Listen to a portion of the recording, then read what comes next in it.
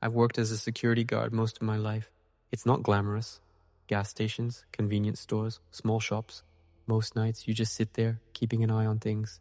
Boring, but it pays the bills. So when I saw an ad for a night shift at the local mall, I thought I'd finally lucked out. The pay was good, really good.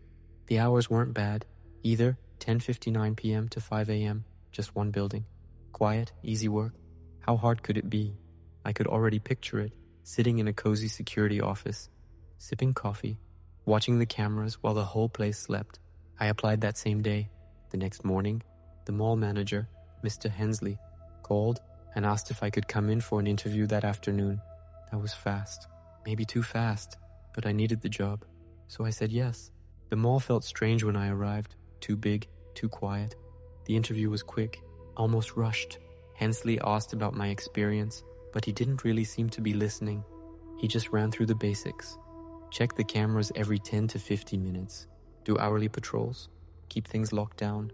Then he said something that stuck with me. The last few guards didn't last long. I hope you'll be different. I laughed awkwardly. Didn't last long. He just rubbed his temples and muttered, "We're understaffed." Before I could ask anything else, he handed me a key. "Start tonight," he said.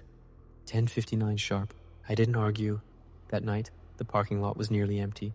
The mall loomed in the dark like a sleeping giant, and for a moment, I actually thought about turning around. Something about the stillness felt wrong, but I brushed it off. First day nerves, I told myself. Hensley met me at the employee entrance and led me through a maze of service, hallways to the security office. It was small, cluttered, and smelled faintly of dust and old coffee. The walls were covered in monitors showing grainy, black and white footage of every corner of the mall. Check the cameras every 10 to 50 minutes, he reminded me. Do your rounds. Keep an eye on the escalators in the play area. Things happen there sometimes. I frowned. Things? He waved it off. Kids sneaking in usually. You'll see. He handed me a printed sheet of instructions, shook my hand, and left. And just like that, I was alone. The silence settled heavy, like the whole building was holding its breath. I flipped through the camera feeds, empty hallways, dark stores, still escalators. For a while it felt peaceful, until I heard someone behind me. I jumped, heart pounding, and turned. It was just a janitor, a tall, thin man with tired eyes and a mop in hand. Didn't mean to scare you, he said with a grin. You must be the new guy. I exhaled, laughing nervously. Yeah, didn't know we had a janitor on night shift. He shrugged. They keep one of us around to clean up before opening. Then his tone changed. Serious, almost frightened. Make sure you follow the rules. I blinked. The rules?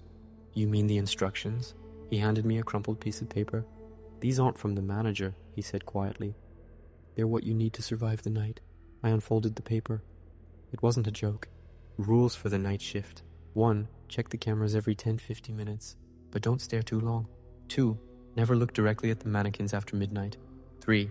If a mannequin changes position, leave immediately. 4. If a mannequin seems to follow you, don't look back. 5. If you hear someone talking inside an abandoned store, do not listen. 6. Avoid looking into restroom mirrors. 10. If you hear a child laughing from the play area, leave immediately. 8.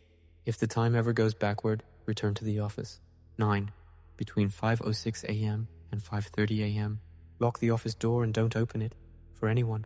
10. If you hear crying in a dressing room, do not open the door. 11. If an escalator starts running, don't investigate. Watch from the cameras. 12. Under no circumstances should you leave before your shift ends. I looked up at him. You're serious? He nodded. Follow them, or you'll end up like the last guy. The last guard? He gave a slow, grim nod. He quit after one night. By midnight, I was doing my first patrol. The mall at night is different. The echo of your footsteps feels too loud. The shadows stretch too long. Every small noise, every hum, every flicker sounds like something watching. I passed by dark storefronts, play areas, and empty food courts until something caught my eye. One of the clothing store doors was open. I shone my flashlight inside. Mannequins stood near the back, frozen mid-pose. I took a few steps in. The air felt heavier, then a buzz of rustling, cloth, movement. I turned my light back toward the mannequins. One of them had moved. I blinked, my throat dry. No way. Then again, a faint shuffle. Its head was now facing the exit. I backed out of the store, heart hammering. This wasn't happening. This was a prank, had to be. But then came the footsteps. Heavy, scraping, plastic on tile. I turned. The mannequin was standing in the middle of the hallway. I ran. I didn't think. I didn't look back. I just ran. I darted into the restroom, splashed cold water on my face, and tried to breathe. When I looked up at the mirror, someone was standing behind me. A woman, in a cleaner's uniform, back turned. I spun around. No one was there. My hands shook as I pulled out the paper again. I read the next few rules. I'd already broken 2. Mirrors, mannequins. What else was waiting? When I looked at my watch, it read 12:30 p.m. p.m. I'd been on shift for over an hour. That wasn't possible. Rule 8. If the time ever goes backward, return to the office. I didn't question it. I ran. Back in the office, I locked the door and scanned the monitors. The escalators. The hallways empty. For a while, nothing happened. Then I heard it, mumbling, coming from one of the boarded-up stores. Rule 5. Don't listen. Don't engage.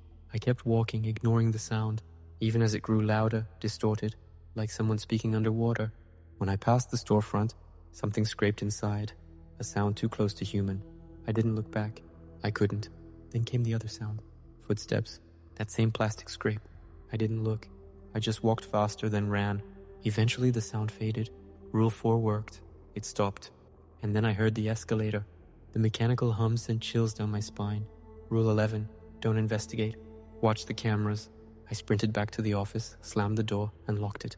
When I flipped to the escalator feed, my stomach turned. Something, was standing on it.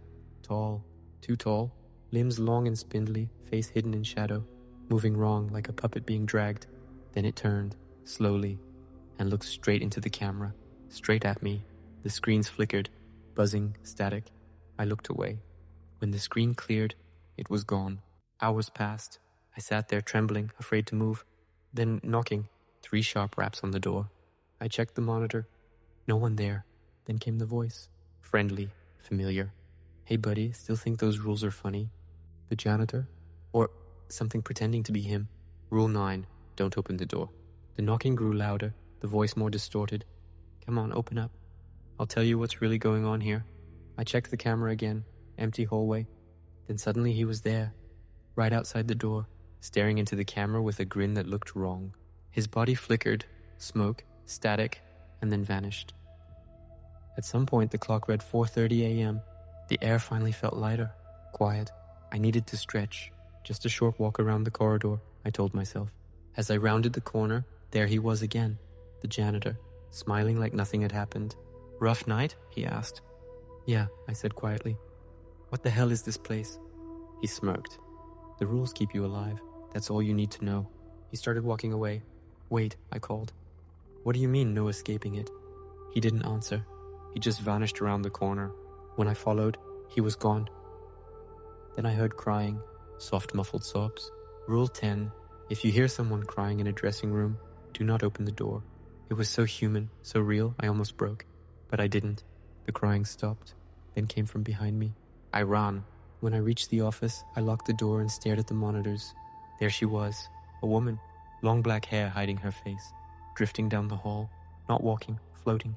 She stopped in front of the office and knocked, soft, then harder, then furious. I squeezed my eyes shut, covering my ears, whispering, Don't open it, don't open it, don't open it. Then a voice, calm, human, it's Mr. Hensley, shifts over. You can open up. I froze. I checked the clock. 7 a.m. I checked the camera. He was there, just the manager. Normal. I opened the door slowly. He smiled, though concern flickered in his eyes. Rough night, huh? I nodded, unable to speak. You all right? You look like you've seen a ghost, he said. I forced a weak laugh. Something like that. Then I asked, where's the janitor? The one who gave me the rules?